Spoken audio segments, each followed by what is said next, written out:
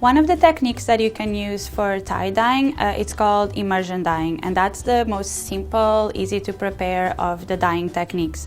It pretty much consists in preparing a dye vat in which you fully submerge the fabric. I'm going to explain you how to prepare a dye vat using fiber reactive dyes.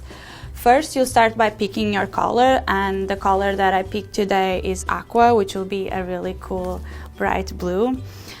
Your supplier will normally tell you how much you need to use, but I sometimes don't totally follow the recipe, so I like to start with little and then take a look at it and add more if I want the color to be stronger. But yeah, use less if you want really subtle tones, use a lot if you want really dark colors. So using my measuring spoon, I'm going to start by adding a little bit more than 1/4 teaspoon to a little bit of water, and I'm going to use a whisker to really mix it well.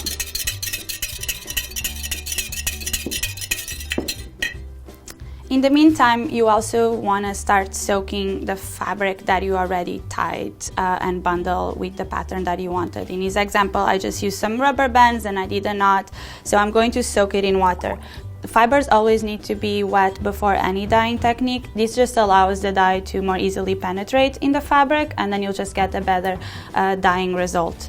While the fabric soaks, we're going to prepare our next step, and that is to prepare the activator solution. For the activator, we're using soda ash or washing soda. The quantity that we'll use is a proportion of the water, and your supplier will also provide you the recipe for this, but just as a general note, for a pound of fabric you normally use 1 gallon of water, and for 1 gallon of water you'll use 5 teaspoons of washing soda. So I'm going to prepare my activator solution. And washing soda really likes to dissolve in hot water, so make sure you have hot water available. You really want to dissolve in cold water, so always pre-dissolve it. Okay.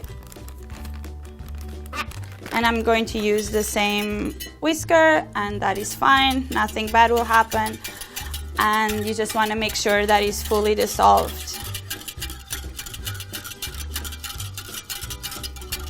It will look a little cloudy and milky in the beginning, but then once it's fully dissolved, will look more transparent.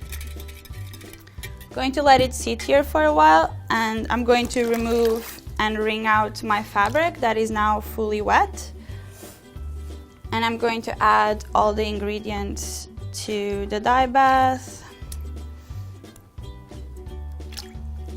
First the dye. Use the whisker too to make sure that it's really dissolved, and then my dye activator, and stir it well to make sure that it's all mixed together.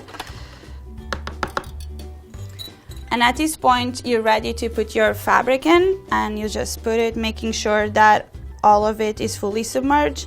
In the beginning, you might want to help it with your hands or with some tongues or even the whisker, because fabrics tend to float and you want it to be totally underneath the water. After that, you'll just wait for 1 hour, and during this time, this 1 hour, the dye will just connect with the fiber and fix to it. So after 1 hour, you can rinse it, dry it, and wear it, and it's done. I have an example here of the same color, so you can see how it would look like after this 1 hour. So this is how this aqua color would look like, and it's totally fixed. So this is how you do immersion dye bath using fiber reactive dyes.